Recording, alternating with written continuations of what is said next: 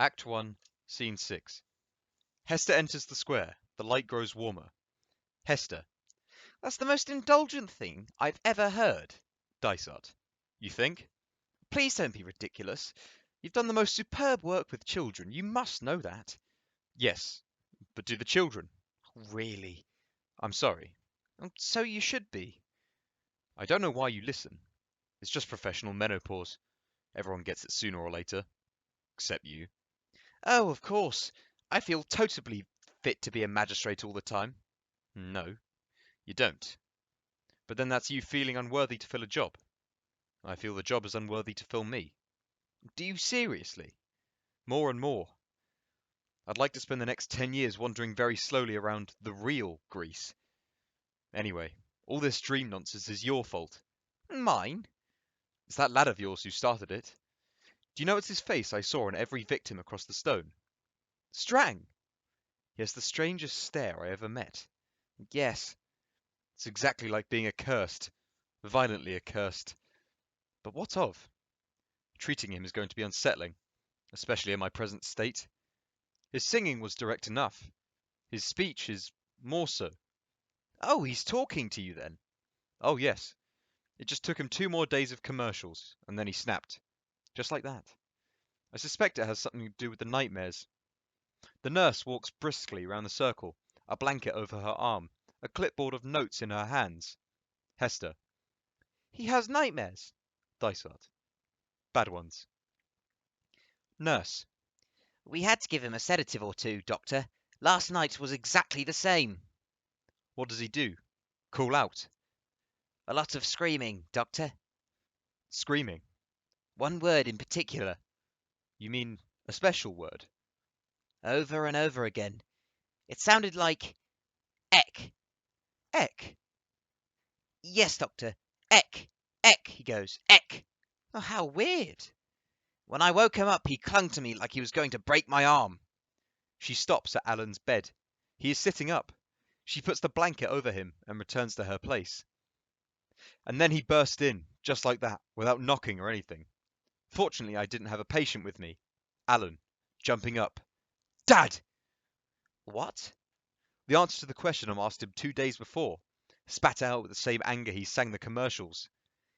Dad what? Who hates telly? He lies downstage on the circle, as if watching television. You mean his dad forbids him to watch? Yes. It's a dangerous drug. Oh, really? Frank stands up and enters the scene downstage on the circle, a man in his 50s. Frank, to Alan. It may not look like that, but that's what it is. Absolutely fatal mentality, if you receive my meaning. Dora follows him on. She is also middle-aged. That's a little extreme, dear, isn't it? You sit in front of that thing long enough, you'll become stupid for life, like most of the population. The thing is, it's a swizz. It seems to be offering you something, but actually it's taking something away. Your intelligence and your concentration. Every minute you watch it. That's a true swizz, don't you see? Seated on the floor, Alan shrugs. I don't want to sound like a spoilsport, old chum, but there really is no substitute for reading. What's the matter? Don't you like it? Alan. It's all right. Frank. I know you think it's none of my beeswax, but it really is, you know. Actually, it's a disgrace when you come to think of it. You, the son of a printer, never opening a book. If all the world was like you, I'd be out of a job, if you receive my meaning. Dora. All the same, times change, Frank. They change if you let them change. Dora, please return that set in the morning. No! Oh, Frank, no. I'm sorry, Dora, but I'm not having that thing in the house a moment longer. I told you I didn't want it to begin with. But, dear, everyone watches television these days. Yes, and what do they watch? Mindless violence, mindless jokes. Every 5 minutes someone laughing at an idiot selling you something you don't want, just to bolster up the economic system. I'm sorry, old chum. He leaves the scene and sits again in his place. Well, he's a communist then. Old type socialist, I'd say. Relentlessly self-improving. Well, they're both older than you'd expect. And so I gather. Dora, looking after Frank. Oh, really, dear? You are very extreme. She leaves the scene too, and again sits beside her husband. Hester.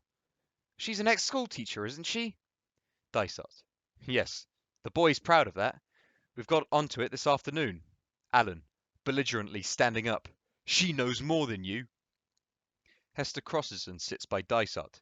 During the following, the boy walks around the circle, speaking to Dysart, but not looking at him. Dysart replies in the same manner. Does she? I bet I do too. I bet I know more history than you. Well, I bet you don't. All right.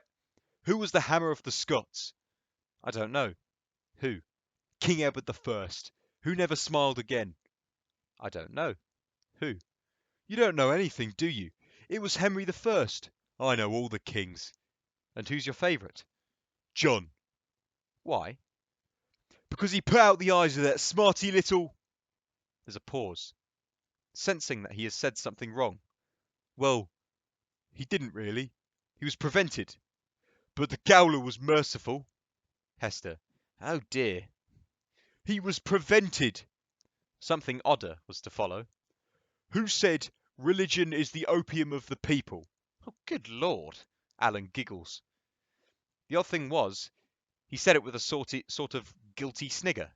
The sentence is obviously associated with some kind of tension. What did you say? I gave him the right answer. Karl Marx. No. Then who? Mind your own beeswax. It's probably his dad. He may say it to provoke his wife. You mean she's religious? Oh, she could be. I tried to discover, none too successfully. Mind your beeswax. Alan goes back to bed and lies down in the dark.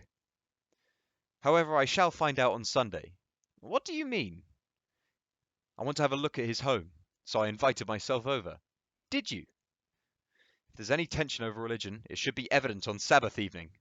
I'll let you know. He kisses her on the cheek, and they part, both leaving the square. Hester sits in her place again.